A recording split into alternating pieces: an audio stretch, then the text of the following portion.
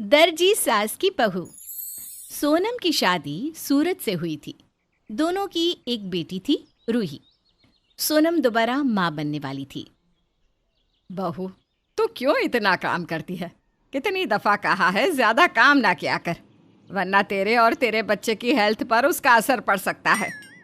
माँ जी, अब बुढ़ापे में आप काम करो वो तो अच्छा नहीं लगता ना।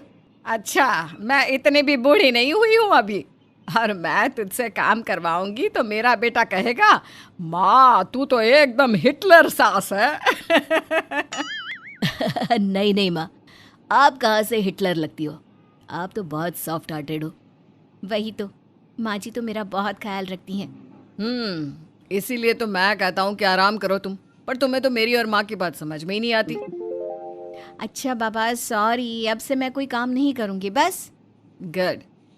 वैसे सोनम, मुझे कुछ दिनों के लिए ऑफिस के काम से कानपुर जाना है, तो प्लीज़ अपना ख्याल रखना। बाकी माँ तो है ही। अरे बेटा, तू बेफिक्र होकर जा। और हाँ, अगले हफ्ते बहू की डिलीवरी है तो समय से घर आ जाना। जी माँ। तो निकलता हूँ मैं, आशीर्वाद दीजिए। फिर सूरज कानपुर के लिए निकल जाता है। वहीं एक हफ्ते बाद सोनम को अचानक से लेबर पेन होने लगता है। माँ जी, माँ जी बहुत दर्द हो रहा है, डॉक्टर को बुला दीजिए। लगता है इसकी डिलीवरी का समय हो गया है। सोनम की सास एम्बुलेंस से उसे हॉस्पिटल लेकर जाती है। बेटा, तू कब आएगा? आज बहू की डिलीवरी है, तुझे यहाँ होना चाहिए था अब तक। माँ, बस अभी आधे घंटे के बाद की फ़्लाइट है, मैं 2 घंटे में आपके पास पहुँच जाऊँगा। ठीक है बेटा, जल्दी से आ जा। वहीं आधे घंटे बाद सूरज फ्लाइट से अपने घर के लिए निकल जाता है, लेकिन अचानक से बीच रास्ते में एरोप्लेन में कोई तकनीकी खराबी के कारण एरोप्लेन क्रैश हो जाता है और सूरज सहित उसमें बैठे सभी यात्री मारे जाते हैं।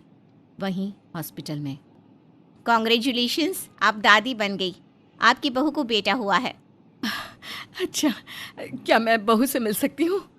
जी, होश में आने के बाद। वहीं बहू के होश में आती ही, माँ जी वो कहाँ है, अभी तक आए क्यों नहीं? अरे पता नहीं बहू, उसने कहा था कि 2 घंटे में पहुँच जाऊँगा, लेकिन 5 घंटे हो चुके हैं, अभी तक कोई खबर नहीं। तभी हॉस्पिटल के कमरे में लगी टीवी में न्यूज़ आती है। अभी अभी खबर आई है कि कानपुर से मुंबई जाने वाली फ़्लाइट बीच रास्ते में क्रैश हो गई, जिस कारण फ्लाइट में बैठे सभी यात्रियों की मौत हो गई। ये सुनकर तो मानो सोनम की पूरी दुनिया ही उजड़ जाती है। वहीं घर में आई हुई खुशी अचानक से मातम में बदल जाती है। सावित्री जी अपनी बहू और पोते को लेकर घर आ जाती है, लेकिन दोनों भी सास बहू सदमे में होती हैं।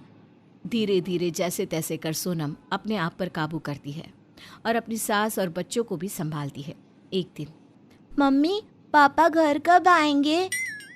बेटा, तुम्हारे पापा कभी घर नहीं आएंगे। मुझे पापा चाहिए, पापा चाहिए। सोनम जैसे तैसे रूही को शांत कराती है कि तभी घर की डोरबेल बजती है। मैडम, 4 महीने हो गए, अगर रेंट देने की हैसियत नहीं है तो ऐसे आलीशान घर में रहते क्यों? जल्दी से जल्दी मेरा रेंट दे दो, और अगर आप भाड़ा नहीं भर सकती हो तो पैसे देकर घर खाली कर दो। बस कुछ दिन की बात है, आप रुक जाइए, मैं आपका पूरा पैसा दे दूंगी। 4 महीने हो गए, मुझे 2 दिन के अंदर मेरे पैसे चाहिए, मैं कुछ नहीं जानता। वहीं सोनम परेशान हो जाती है कि वो कैसे रेंट का जुगाड़ करे। फिर वो अपने कुछ गहने बेचकर रेंट भर देती है और वो घर खाली करके चौल में एक सस्ता सा घर किराए पर ले लेती है। भगवान भी कैसे कैसे दिन दिखाता है, आसमान से ज़मीन पर ला फेंका है। हम 4 लोग और कमाने वाला एक भी नहीं, घर कैसे चलेगा? देखते हैं माँ, मैं काम ढूंढती हूँ कोई। फिर सोनम बहुत जगह काम ढूंढने जाती है, लेकिन कोई भी उसे काम देने को तैयार नहीं होता। शाम को, बहू दूध लाना है, घर में दूध के भी पैसे नहीं हैं। आज मुन्ना भूख से बहुत रो रहा था, मैंने जैसे तैसे पड़ोसन से थोड़ा सा दूध मांगकर मुन्ने को पिला दिया, लेकिन कल का क्या?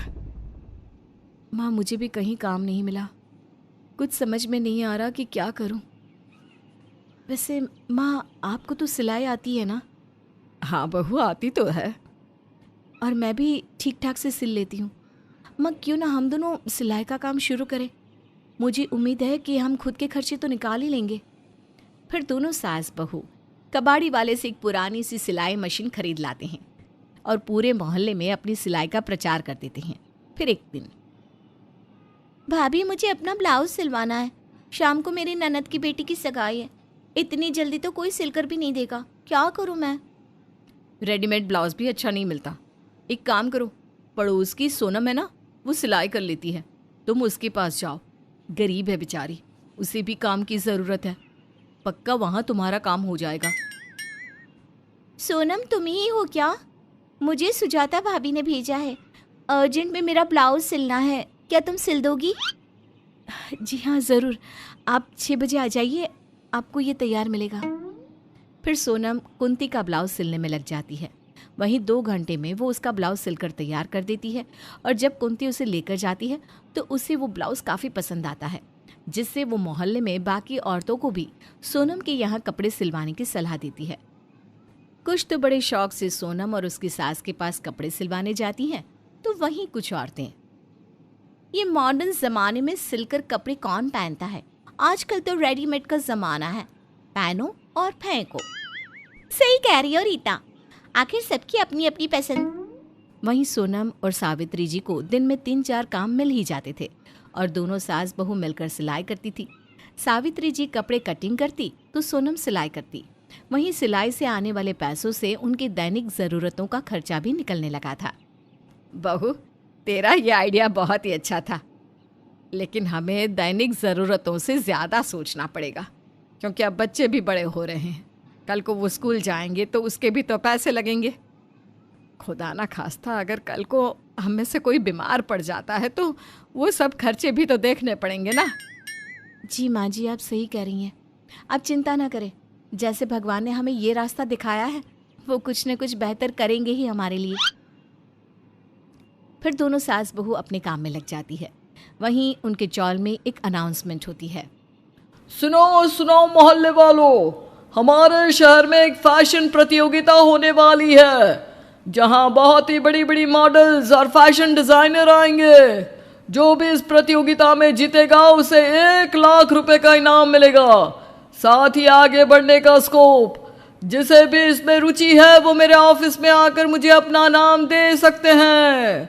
सुनो सुनो मोहल्ले वालों। वहीं फैशन शो वाली बात सोनम के भी कानों तक पहुंच जाती है। माँ जी, आपको पता है हमारे शहर में एक बहुत ही बड़ा फैशन शो होने जा रहा है, यही मौका है कुछ करने का। बेटा, हम तो मामूली से दर्जी हैं, हम कहाँ बड़े फैशन डिज़ाइनर की बराबरी कर पाएंगे। माँ जी, किसी ने खूब कहा है, कोशिश करने वालों की हार नहीं होती और लहरों से डरकर कभी नौका पार नहीं होती, यही मौका है कुछ करने का। हाँ बहू, तू सही कह रही है, लेकिन कॉस्ट्यूम के लिए कपड़े कहाँ से आएंगे? हम तो रोज़ का खर्चा ही निकाल ले, वही बहुत बड़ी बात है। फैशन शो को अभी 2 हफ्ते बाकी हैं। माँ जी, आप चिंता ना करें, सब बेहतर होगा।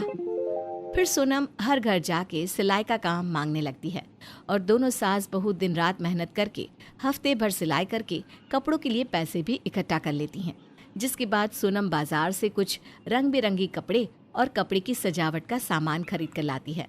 फिर सास बहू मिलकर फैशन शो के लिए एक बहुत ही सुंदर सी ड्रेस तैयार करती हैं, जिसके बाद सोनम उस प्रतियोगिता में भाग लेती है। वहीं उस शो में बहुत ही नामी लोग और बहुत बड़ी मॉडल्स आई थी, लेकिन सोनम की ड्रेस और उसकी खूबसूरती के आगे वहाँ सब कुछ फीका सा लग रहा था। सभी की नज़र एकटक स्टेज पर खड़ी सोनम पर ही थी। वहीं शो के अंत में A very big applause for Sonam. आज के शो की विजेता है सोनम, जिन्होंने अपनी खूबसूरती और इस खूबसूरत सी ड्रेस को पहनकर आज के शो में 4 चांद लगा दिए।